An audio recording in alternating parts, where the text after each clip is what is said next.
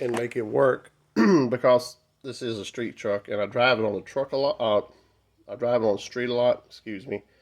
So I just didn't want, if I got caught out in the rain, I didn't want it throwing water all under the hood. Did the same thing over here. I just cut it, put it back in tight as I could fit it. Same deal with this wastegate. It runs up pipes and goes down under there. I kept as much as possible.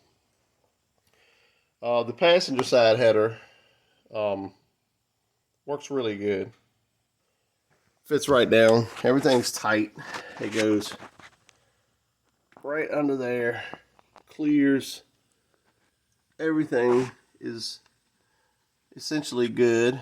I've got no complaints with the fitment on this thing. I mean, it's really simple for a person who knows how to turn some wrenches, line everything up. It's just a matter of clocking these and kind of getting them in position and keeping everything loose till you kind of get it all formed. And then once you get everything formed, you just I started tightening it from the header back until I knew everything wasn't hitting or rubbing anywhere.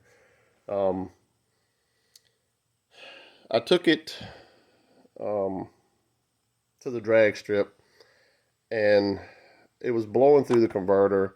It still did a 150 60 foot and letting out of it a little more than 3/4 of a track, a little less rather than 3/4 of a track. It still ran a 633. It had 410 gears in it, which was not letting the turbos work. So I now have 355 gears in it, and I'm anxious to take it back to get some data on that. I will be putting videos up of doing some pulls at the track and what kind of times it's making in there. Again, here is the passenger side, driver side, I'm sorry. The steering shaft that everybody questions. Look at the clearance around that thing.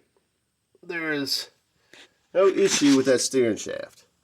Now, I do have a manual steering rack in here, so it eliminates a power steering pump, what have you, and all that good stuff. But it's the same shaft whether you've got manual steering or power steering. The difference is the bracket and how you're going to plumb some of this stuff up front for having a power steering pump. And again, we did a little notch here on the frame just so that nothing's touching or going to touch when you're going down the road and you hear these little knocking sounds on your floorboard and you wonder, oh crap, is that the motor knocking or is that something different? Let's put the truck in the air and then I'll show you the exhaust underneath. And again, just bear with me, I'm trying to work the camera and everything else at the same time. And again, this is my first video, so bear with me on that one as well. But for the money, you cannot beat that kit. Definitely going to have to upgrade the brakes and do a few more changes on some suspension due to the torque it's making.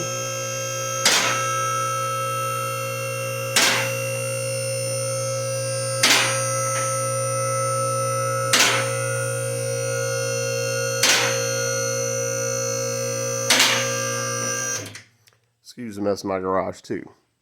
Alright, so it comes right down, clears that, comes right back to there, and there's your clamp, and then you're responsible for it from here back. And then we've got the same issue here. Comes down, tucks against the frame pretty tight. A little bit of a dirt down here, but we'll deal with that later.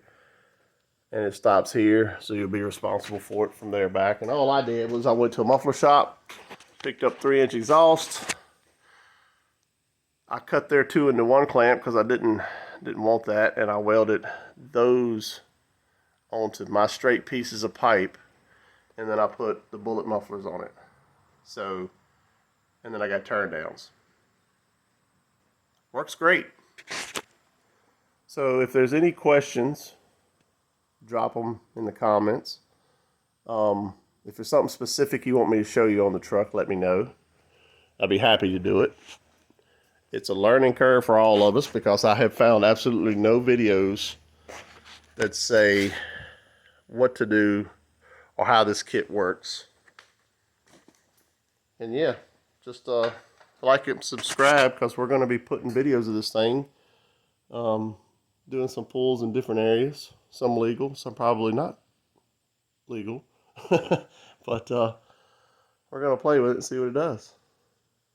Until next time, see y'all later.